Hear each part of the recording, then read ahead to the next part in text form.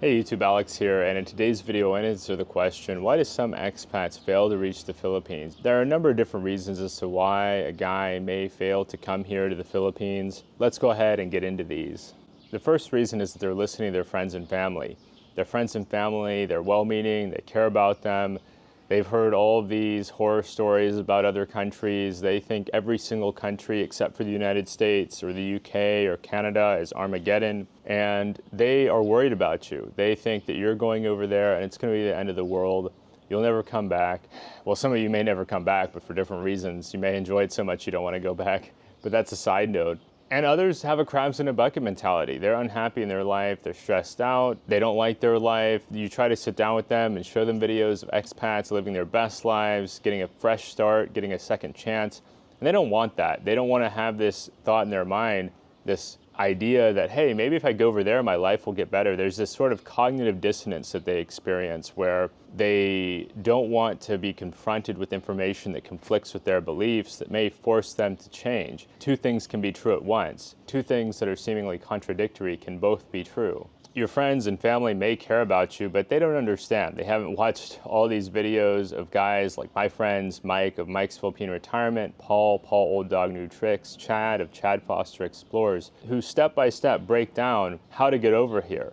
The stories that really make this place come to life, that help you to understand the dynamic, the complexities of living over here. They don't have all that insight. They're not dreaming of a better life.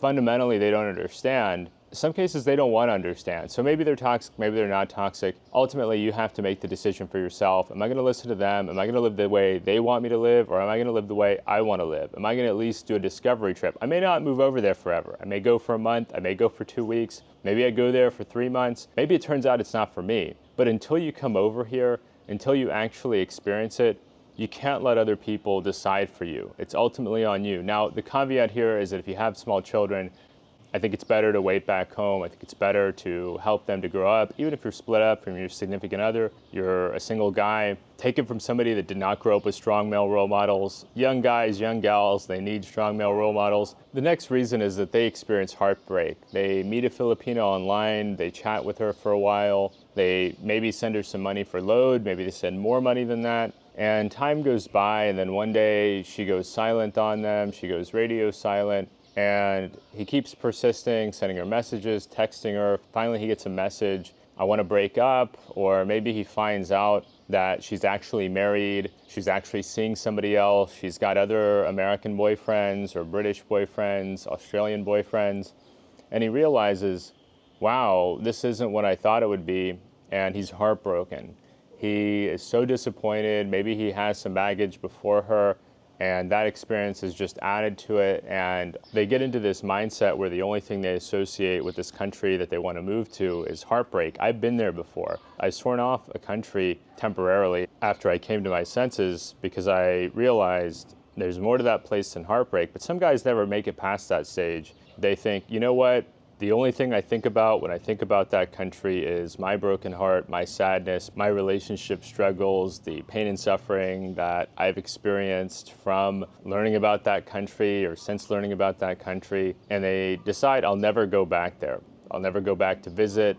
I don't ever want to live there. They research some other country they've been curious about. They decide, you know what? Instead of country A, I'm going to go live in country B when I hit retirement age. I don't want to be reminded of that. I have no stress associated with this other country, and so I'm going to use that other place for my fresh start, and I'll set this other place aside. And that tends to be, and I think that's more common than we think, where guys meet a nice woman online and they want to go over there and they feel good about it. They feel like it's a solid option, but then they get this emotionally difficult situation and all they think about is the pain, and they don't want to give it another chance. They feel like, why would I set myself up to get burned again? Why would I set myself up to experience heartbreak again? I could just look somewhere else for love. And I'll give them some credit here. There's 8 billion people on the planet. I personally think there's somebody for everybody that wants somebody. Naturally, we're going to filter down, and that's one of those criteria where it's like, okay, you know what? Maybe it ain't going to work out for me over there. For some guys who experience heartbreak, they just never make it over here. For some guys, they realize they can't afford it. I know this sounds crazy to a lot of you who know that it costs less to live over here. For some guys, They want a certain standard of living. No longer can you live like a king for $1,000 a month here. If you want to live a Western standard here in the Philippines or in comparable places, you could easily spend as much or more than what you'd spend in the West. Now, I know there's some disagreement about this, but I've got some high-end coffee shops here that I like to frequent. I could easily spend $3, $4 on a cup of coffee. I know that maybe some high-end spots in some places in the US, they may charge $7, $8. At the point you get up to $3, $4 for a cup of coffee, that's beyond the budget of most Americans. Most of the Americans I know, they make their own coffee at home because Starbucks is pretty expensive. Now, I know many people do go to Starbucks, but not everybody's going to Starbucks, certainly not every day. Another example, steaks.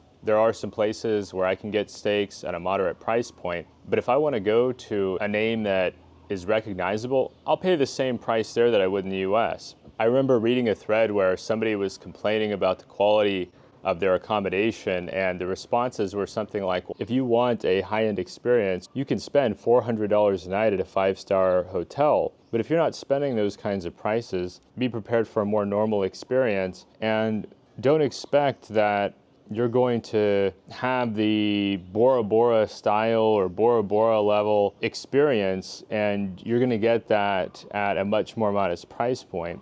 I personally think that the Philippines offers some of the best value for money of any country I've been to as far as what you get versus what you're paying. But you have to have reasonable expectations. I think there's so much on offer here, but you have to have an open mind. There are resorts I've stayed in that have doubled in price because they make improvements every year. They upgrade the lighting, they upgrade the beds, they upgrade everything about it. And so it's a better and better experience, and they charge a higher price in line with that. Yes, this country is more expensive than it was 5 years ago. To live in a way that's approximately a Western standard, you're gonna pay for that. You wanna live in a gated subdivision, have 2 big SUVs in the driveway, visit Boracay, Palawan, that's gonna cost a lot. When you hear guys living on these very modest budgets, they're living in a small apartment, they're eating more affordable cuts of meat, they may not be dating, they may not have their own transportation, they're not living large by Western standards. They're actually living what you would say, what most would describe as lower than Western standards. And there's nothing wrong with that. For the people who think I'm gonna live like a king over there, I think some will come over here expecting to live like a king on $1,000 per month. And then when they realize, wow, I can't, I actually live a fairly modest life. And I'm not really getting a deal on goods like buying a new iPhone, buying a new laptop, purchasing a vehicle. These aren't really deals. Especially import taxes have to be paid. Gasoline ain't cheap. It's not cheap to ship gasoline here. All of these things cost money. And so if you want to live a high-end lifestyle, be prepared to pay for it. And I think for some guys, they're going to be unpleasantly surprised by the numbers. The next point is that they visit and change their mind. A lot of vloggers only show the positives of anywhere they go. This includes the Philippines. They're in sales mode. They're trying to sell you on the 2-week millionaire lifestyle. Oh, every single day is going to be a vacation. You're going to have women surrounding your car at the airport, beating on your windows to get in. And the reality is far from that. Unless you're a famous actor or actress, a famous musician, you're not going to get this kind of response. It's a wonderful place, but there are challenges here. There are many ways in which it's not going to be like your home country. We're talking about an archipelago. We're talking about an archipelago in the middle of the Pacific Ocean. You're not going to go on a cross-country road trip here very easily, for example. There are things that are going to be a challenge. In the popular parts of the Philippines, expect traffic. You're not going to go to the most in-demand, desirable parts of any country and it be traffic-free. There's a lot of really nice places here. Those places tend to be popular among a lot of people for many reasons. They tend to get a disproportionate amount of the attention. They're gonna have some challenges that you're not used to. The heat is a big one. I think some people may love sunny, hot weather on vacation. Are they prepared to have sunny, hot weather year-round?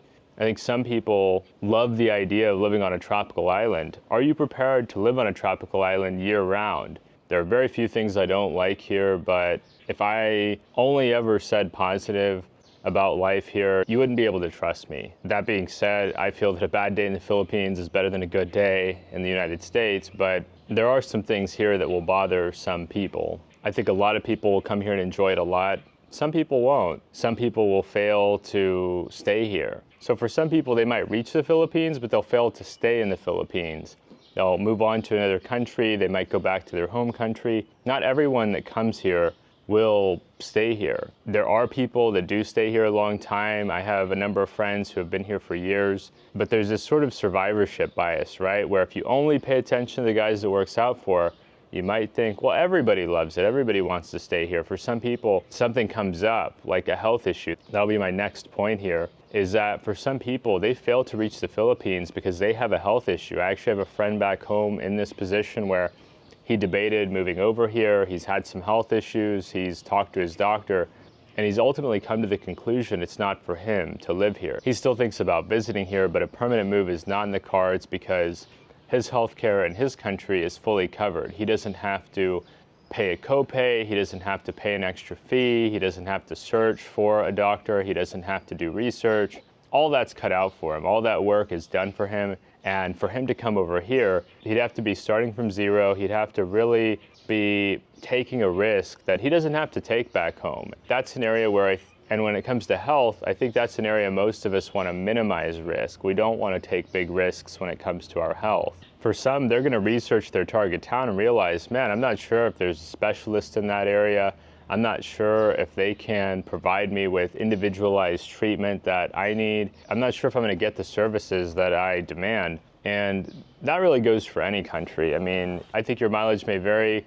A lot of guys fly to bigger cities in the Philippines if they're living in a smaller city.